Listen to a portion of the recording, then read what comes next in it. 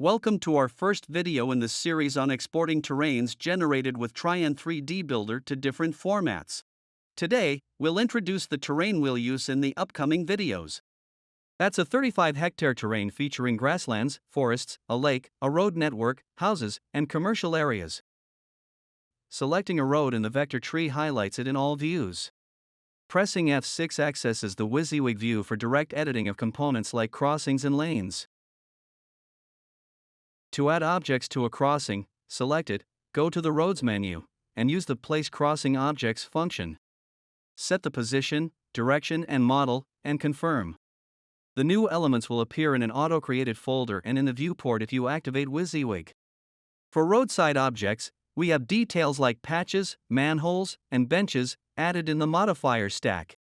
These elements are placed automatically following the road contour and are controllable via the Contour Object Placer modifier. Not only models, but also templates can be used with the contour and point object placers.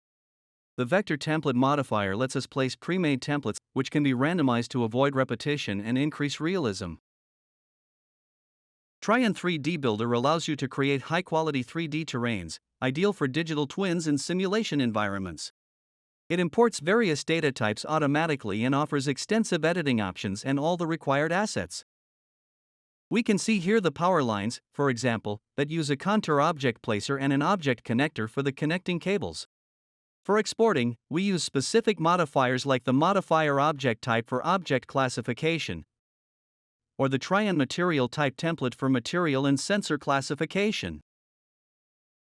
We'll explore these modifiers in future videos. Thanks for watching.